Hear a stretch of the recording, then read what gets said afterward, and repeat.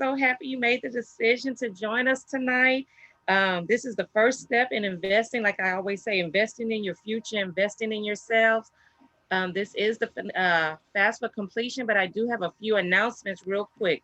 Once you complete the FAFSA, you will receive a confirmation letter. Forward that letter, even though it's from your own personal email, forward that letter to kia.white@cpsb.org. And this is so we can check off one of those requirements for your graduation. Also, starting on December 15th, if you send us that confirmation letter, stop by my office. I have an incentive for you for completing the FAFSA application before December. The next announcement, and you can tell your friends because a lot of them are not on here, but graduate sales cap and gown packets. This is your order forms. It's going to be handed out through the English classes on this Thursday. That's Miss Fontenot and Miss K. Those packets will be handed out. If you're an off-site senior or a TNI senior, you'll be able to pick up your packet in the AP office with Miss Landry. She will hold them there and just stop by the AP office, pick up that senior packet. 1 week later, graduate sales will be in the cafeteria at noon, December 11th at noon. You'll line up in the courtyard area, and then we'll go ahead and start payment to place. It's again a $100 deposit to hold your order. You can pay more, but to place an order, it's $100 on there. If you have any questions, you can always email me, text me through Remind. Definitely, I am here for you guys to walk you through this process, not just to graduate you, but also come up with a plan for post-secondary. So if you're still stuck, not sure what college, career you want to go to, please contact me through email or text so we can talk about it, okay? Does the money need to be in cash? Cash or money order? Uh, And I will ask that question. They may take, since it's the beginning, credit card or check, but I will send it out through Remind, okay? Good question. All right, that's it for me, all the announcements. Great. And thank you so much. We still have some people entering the room, so let me get those settled in. I'm going to introduce myself as Ann Carmichael, and I am a student financial aid consultant with Lela. Now, my job at Lela is to make sure that each of you has the resources that you need to work your way through the student financial aid process and to get that FAFSA completed and submitted. So I hope you'll always feel free to contact me, and I'm going to leave that information for you at the end of the presentation.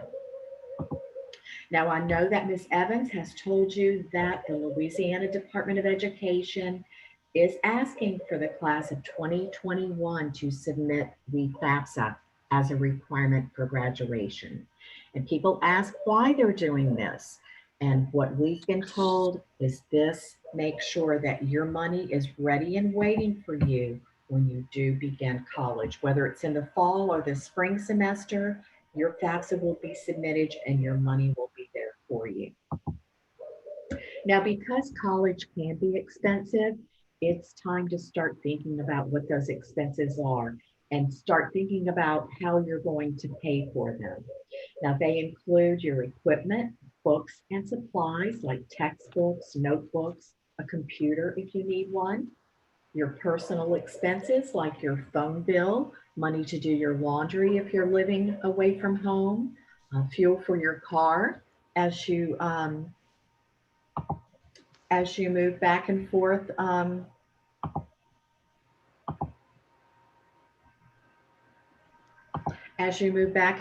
from campus to school, and room and board, which can include your dorm room if you're going to be living on campus, or say you're living off campus. You might have to pay for a rental of an apartment. You could have to pay your electricity, your water and gas, and your groceries. And then your tuition and fees, which will include parking, library, technology, and athletic fees. So make sure that you know what expenses you're going to incur at each college that you're considering. because a lot of times you'll go to the school's website and they'll show their tuition, but they may not show all of these other expenses.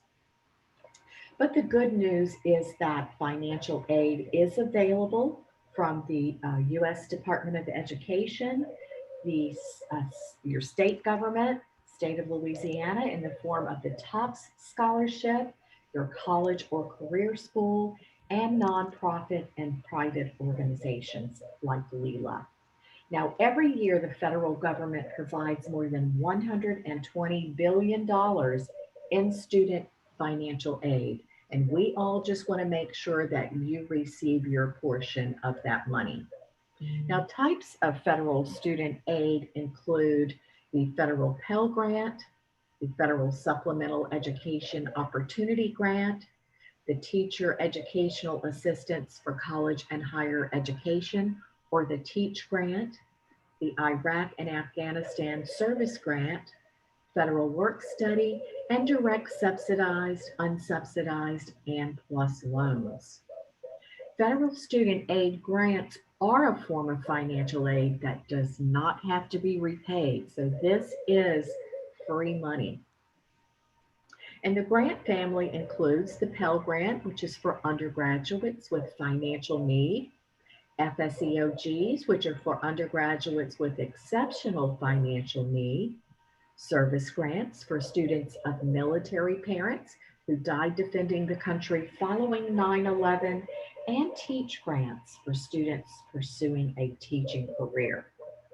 The Federal Work Study Program provides part-time jobs to help pay for your education expenses.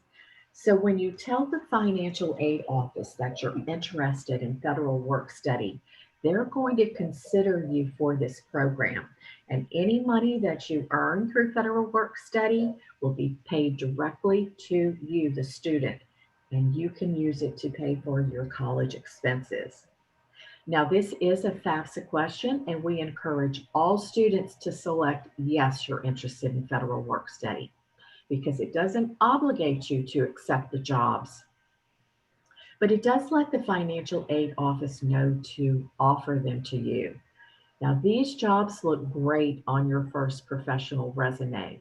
So you could work in the athletic department or in the library or whatever interests you throughout your 4 years of college. And that is a great job to add to your first resume. Now, I want to just touch on student loans, and nobody wants to have to accept student loans. But if you do need them to complete your academic year, then they are a good investment.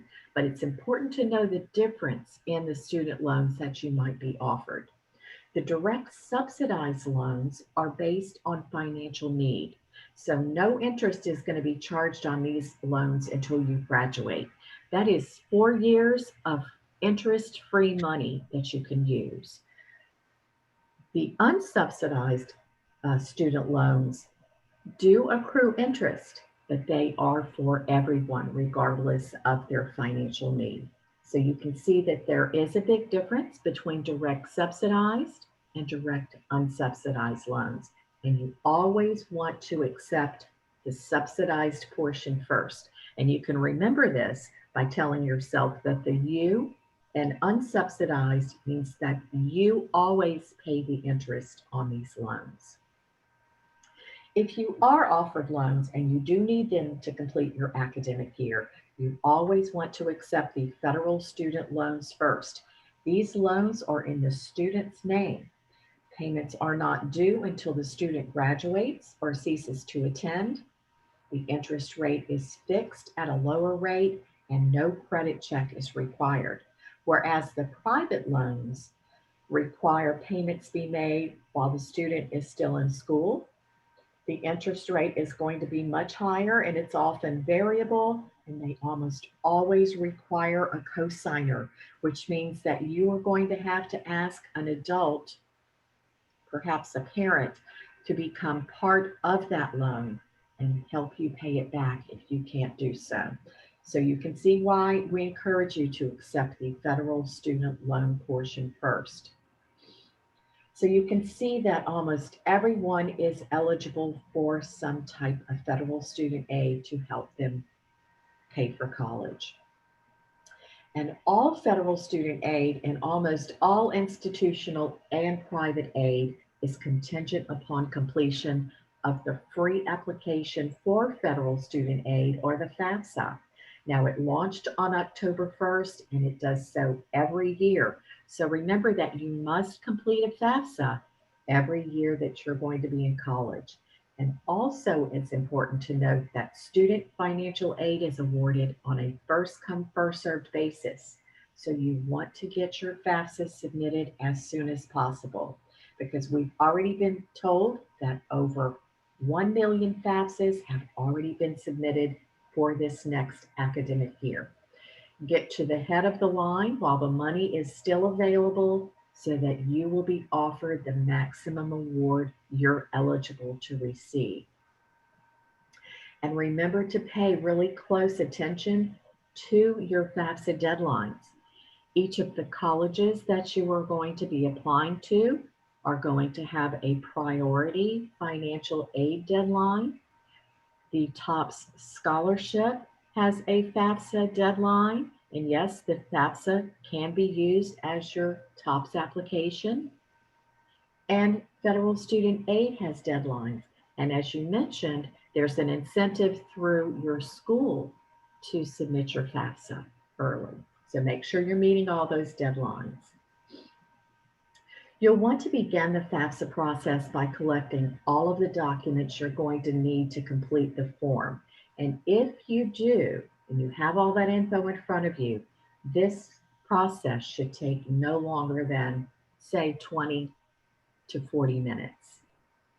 You're going to want to gather your social security cards, the student and the parents, the student and parents 2019 federal income tax returns, if you filed one, the student and parents W-2s, because there could be information here on these forms that's not listed on the tax return, and then your bank statements and records of investments, because you're going to be asked to report those balances as of the date you submit your FAFSA.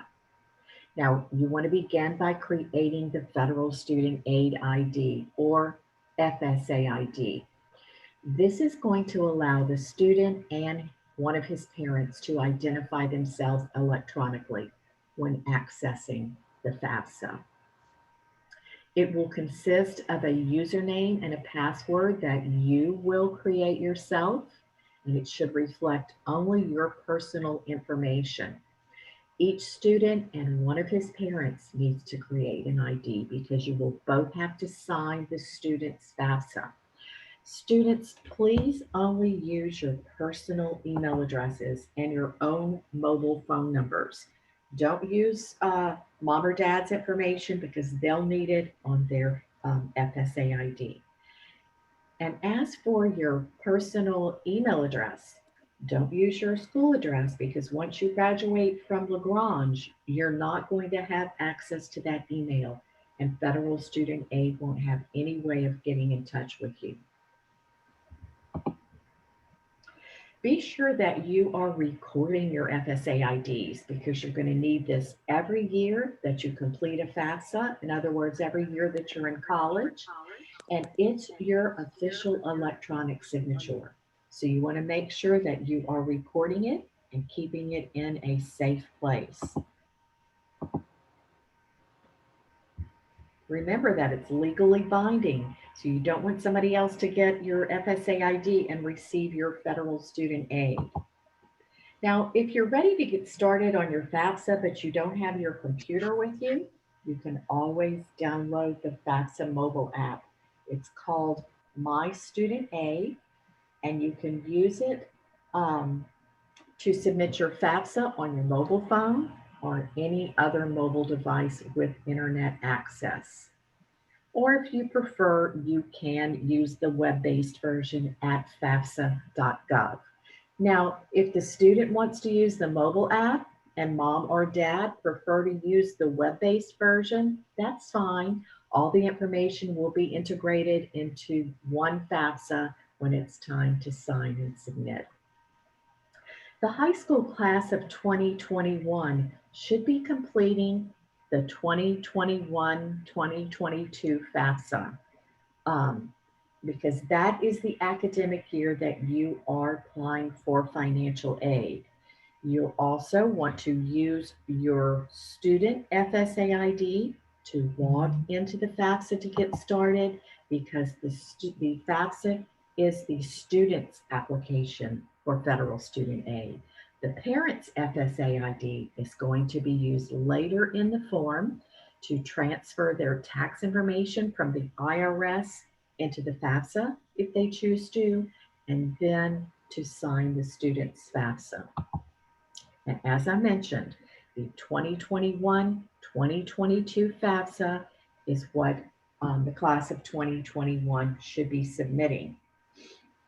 That's because you're applying for financial aid for next academic year. Now, if you're graduating early, you'll have to submit both FAFSAs, but the 2020-2021 FAFSA is for college students that are attending this academic year. Now, Hello? hello. Hello? I'm gonna go ahead and mute you, sweetheart. Hold on.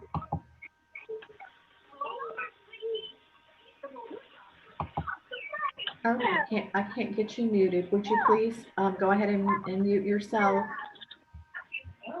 Now, once you get into the FAFSA, you're going to see that there are 8 sections that need to be completed before submitting. And those include the student demographics, where you'll be asked to provide your social security number, your name, date of birth, email address, your home address, and residency status. Then the school selection section, where you will report the name of your high school, the colleges that you want your FAFSA data to be sent to, and your housing plans on each of those campuses. Then the dependency status section, where you're going to be asked to consider a list of 10 questions that are going to help determine whether you're dependent or independent in the eyes of federal student aid. You'll be asked to report the number of dependents living in your household and your parents' education. And a lot of times parents question why their education level is being asked for. And that is a good question. It's important that you know that there could be additional free money for first generation college students. So make sure that question is being answered accurately. Next is the parent demographics, where parents will be asked to report their social security numbers, their marital status, and email addresses. And then you move over into the parent and student financials. This is where you're going to report your working wages from 2019 if you filed, and list any federal benefits that you might be receiving. You'll also report your savings and investment balances here as well. Then it's time to sign and submit the FAFSA. Now, let me go back one, because as you're moving through the FAFSA, if you have a question about the question, just look over to the right-hand side. You'll see a question mark. You can check the question mark there for a more detailed description of what they would like you to answer. Now, for this session, I'm only going to cover the most commonly asked FAFSA questions. But if you have one, go ahead and drop it in the chat box below, and I'll address those at the end of the presentation. What?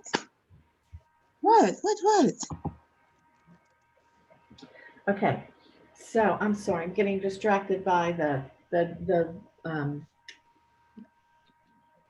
audio. But I want to remind you that if you need additional assistance, it's always fine to give us a call and we'll be happy to work with you individually. Now, I want to talk just for a moment about the citizenship requirement. Students will all often contact us to see if they might be eligible to complete a FAFSA. If you're a US citizen and you have a Social Security card, you can definitely submit your FAFSA. If a person does not have a Social Security card, he still might be eligible to submit. And this is one of the hyperlinks within the FAFSA you can click on to determine whether you're an eligible non-citizen. But either way, if a student finds himself in this situation, but his parents are not citizens or eligible non-citizens, that's fine. They will just enter zeros anywhere a parent's social security number is asked for. Young men between the ages of 18 and 26 must be registered with Selective Service to receive federal student aid. So guys, if you've not already registered with Selective Service, you are more than welcome to register within this form. Even if you're not 18 yet, you can still register within the FAFSA, and once you turn 18, you will automatically be registered. Now, you'll want to make sure that you're adding all of the colleges that you're considering, even if you haven't applied there yet. If you're considering a college, add that school on your FAFSA in the school selection section. Federal student aid is not going to send out your information to every college around the country. You have to give them permission to do so. So in the school selection section, add all of the colleges you're interested in. You can add up to 10 each time you submit your FAFSA. And if you're planning to apply to more than 10 colleges, there are special instructions in this section to help you do so. Now, I want to talk to you for a minute about the dependency status section. You're going to be asked here to consider these 10 questions. So remember, they're asking these questions of the student, and I'm going to go ahead and quickly go through each of the questions. But if you have a question about this, please feel free to ask at the end or contact me directly. The first question is, will you be 24 or older by January 1st of the school for which you're applying for financial aid? Are you married or separated but not divorced? Will you be working on a graduate degree? Do you have children that receive more than half of their support from you? Do you have dependents other than new children or a spouse who live with you and receive more than half of their support from you? Are you currently serving on active duty in the U.S. Armed Forces for purposes other than training? So if you're going on to the military after graduation, or you're going to boot camp or basic training, that's considered training and you're still a dependent student. Are you a veteran of the U.S. Armed Forces? At any time since you turned 13, were both of your parents deceased? Were you in foster care, or were you a ward or a dependent of the court? Are you an emancipated minor, or are you in legal guardianship as determined by a court? And it's important to note that legal custody is not always considered legal guardianship. So make sure you have your legal documents in front of you when you're answering that question. Are you an unaccompanied youth who's homeless? Or are you self-supporting and at risk of being homeless? Now, if you can answer yes to just one of these questions and provide a legal document supporting your claim, then you're considered an independent student for FAFSA purposes, and you won't be asked to provide your parents' information. However, if you're unable to answer one of these 10 questions, you must provide your parents' information. Even if you live on your own and you file your own taxes, your parents don't even claim you on their tax return, you're still considered dependent unless you can answer one of the 10 questions. And the number one question we're asked is, who do I report as my parent or parents on the FAFSA? So the rule of thumb is that the parent or parents that you've lived with the longest in the past 12 months should be listed on your FAFSA. So if you live with both of your biological parents, then that's easy. You're just going to list both of them. However, if the parent you lived with the longest in the past 12 months is either separated, divorced, or was never married, you should list only that biological parent on your FAFSA. Now, if that parent is remarried, you must then report his or her spouse. In other words, federal student aid wants to know the financial standing of the household that the student has lived in the longest in the 12 months prior to the date that the FAFSA was submitted. Now, if you're identified as a dependent student, but your parents refuse to provide parental information on your FAFSA, you can go ahead and submit a FAFSA, but you must contact the financial aid office to let them know about this situation. If you don't, you're only going to be offered federal student loans. So we want to make sure that you are being considered for the grant money. So don't be shy about contacting them. They're there to help you and work through that issue. Make sure that you're working with them so that you can perhaps receive some additional free money.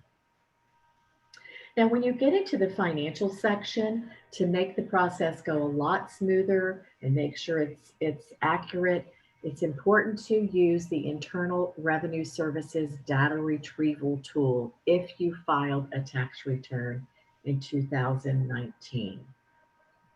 Because this takes you directly into the IRS website where you can grab your tax return from 2019, fill in this information with exactly what's printed on your tax return. Even if there's a misspelling or you've moved since that time, use your tax return to complete the IRS tax information form. And then your information will be automatically moved from the IRS into your FAFSA.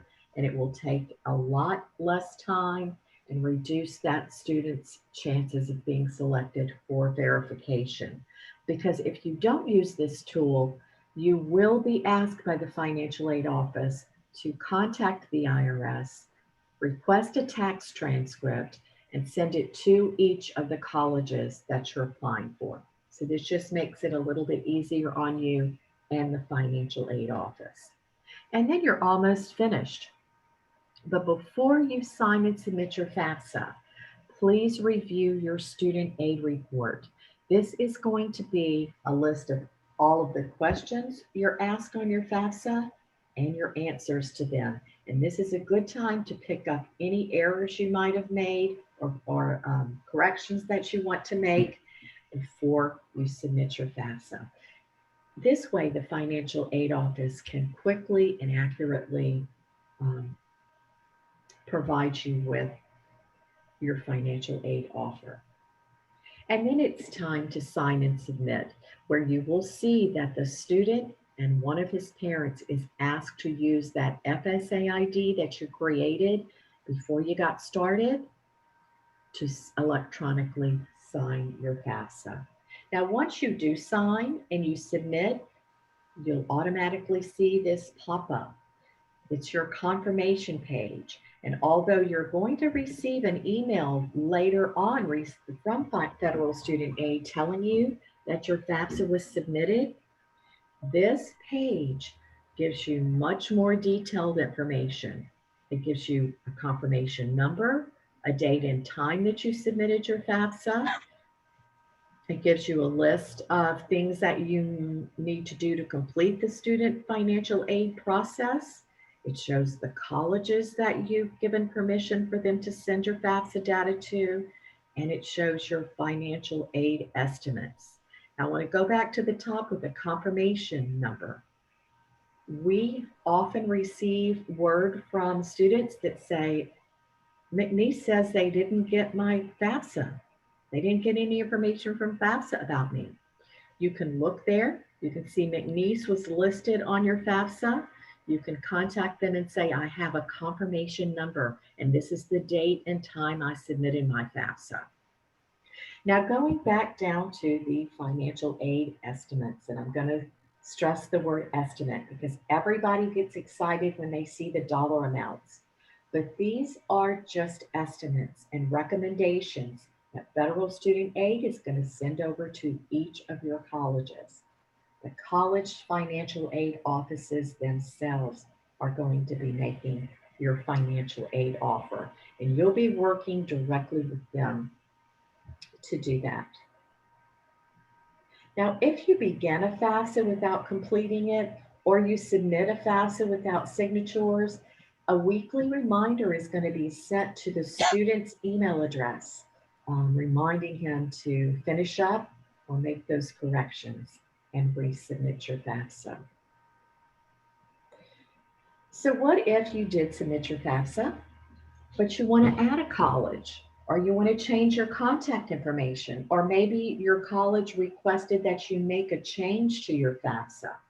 There are a number of ways to do that, but the quickest and most accurate way to do so is by going back to FAFSA.gov, logging in as the student with the ID, making those corrections, and submitting the FAFSA again. You can make as many changes as you need to on your FAFSA, but just remember, every time you resubmit your FAFSA, you sort of go to the end of the line and your FAFSA is reprocessed by the financial aid office. So make sure that you try to be as accurate as you can the first time you submit. Now, once you do submit your FAFSA, it takes 3 to 5 days for federal student aid to process your information. And after that time, it's sent directly onto the colleges you've listed. At that time, each college financial aid office will begin to identify any aid that they have on their campus that you might be eligible to receive. If your family's financial situation has changed since 2019, and I think everyone's has in this crazy year, contact your financial aid office at each of your colleges and let them know about your situation. Perhaps there have been layoffs in your family, maybe even some unexpected medical expenses that your family has incurred. The financial aid office is there to help you, and they might have some additional free money to help you complete your academic year. So don't be shy about contacting them, because they're working to determine your net cost of attendance, your net price for your academic year. Now, they're going to do that by subtracting any grants and scholarships that you're eligible for from your cost of attendance on their campus. And the net price must be paid either in cash or by accepting student loans to pay that balance. The bottom line is you're going to have that balance paid before you can begin your academic year. Each college financial aid office is going to send you a financial aid offer. It might be in the mail. It could be sent to your email address. It might be sent to your student account once you are accepted at that college. But remember that each letter should reflect the college's cost of attendance and line item any grants, scholarships, work study, student loans that they have to offer you. So make sure you're reading over these carefully and you're responding to any requests that they might make of you so that they can quickly process your aid. Once you do accept, you're accepted for admissions at your priority college and you decide where you're going, you want to accept your financial aid in this order. Scholarships and grants, because this is gift aid that doesn't have to be repaid. Next would be federal work study, because you have already earned this money and you don't have to pay it back. And then lastly, loans, because this is borrowed money that must be repaid with interest. Now, I know this has been a lot of information to absorb this evening. That's why Lela has published a FAFSA completion guide and workbook just for you, the class of 2021, and it's free for all Louisiana high school seniors. So if you haven't already received yours, please contact me directly. You can shoot me an email and I'll leave my address for you in just a minute or so. I'll be happy to send your copy of the guide to you. And I'll also include our senior checklist to help you stay on track this year and be ready for college in the fall. But I wouldn't want to finish the presentation without spending about a minute talking to you about scholarships. And I know you've heard a lot about scholarships from your counselor, from your parents, from your colleges, and they are out there and they're everywhere. And your senior year is prime time to apply for these monies, because once you get in college, you might not be offered the opportunity to apply for as many scholarships. You will find these at the colleges you're applying to, perhaps your parents' employers, nonprofit, community, religious organizations offer scholarships. Some are based on academic achievement or a special talent or a trait that you have. Others are based on financial need. Some cover the entire cost of your tuition, and others might be just a one-time award. But the bottom line is that applying for and winning these monies is going to reduce the cost of your education, which means that it's going to reduce your student loan debt. So talk to your counselors, talk to your college financial aid officers, to your admissions representatives, and find out what scholarships they know about. But this year, Lela is offering a $1,000 FAFSA completion scholarship, and every Louisiana high school senior who completes a FAFSA can register. You can find out the details at lela.org, and you can grab the scholarship application off of our website. Once you're in college, you can apply for the Choose Louisiana scholarship if you go to a Louisiana college, because we want to keep you in Louisiana. And the details are on our website there as well. Now, if you're going to a pricier college and you have exhausted all your resources for scholarships, grants, and federal and state dollars, Lela does administer a nonprofit education loan program, and the details are at lelachoice.org. So now is the time to ask your questions. If you will use the Zoom chat box below, I'll be happy to answer those for you. But while you're working on that, I want to post our FAFSA helpline. If you have a pen and paper, you want to jot this down or you want to take a screenshot, and also provide you with my email address if you want to speak to me directly. So I'll go to the chat box here and let's see what we have. Still have some people coming into the group, to the room.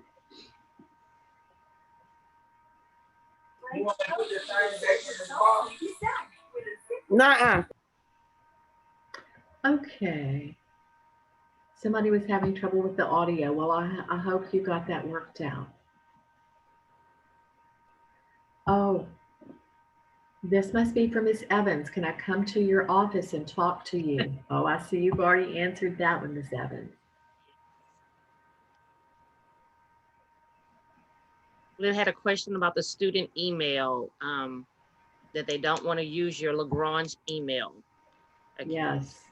That's right, because once you graduate, is that right, Miss Evans? Their school email is deactivated.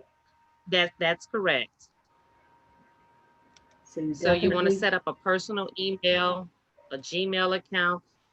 Definitely utilize the notes category in your phone to write down, type in your FSAID username, passwords, your FAFSA, all this information.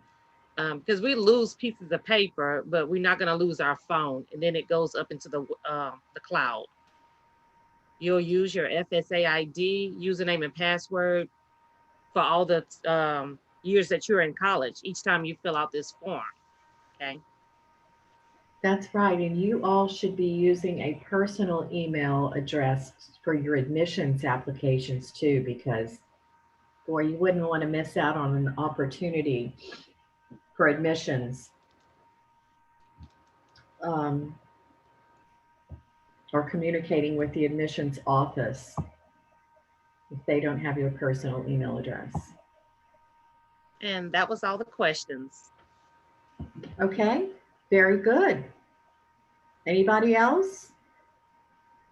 Well, please know that you can always contact me. I know Miss Evans is your number one contact point, so please feel free to contact me as well if you have any student financial aid questions.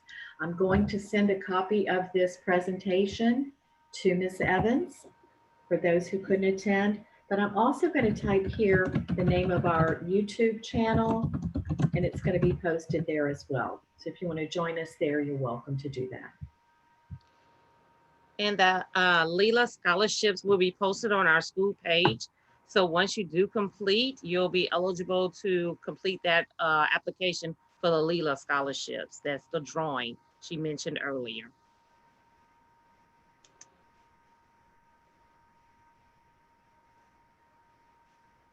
All right, well, I want to thank everybody for joining this evening, and I hope you have a great holiday and best of luck your senior year. Enjoy every minute.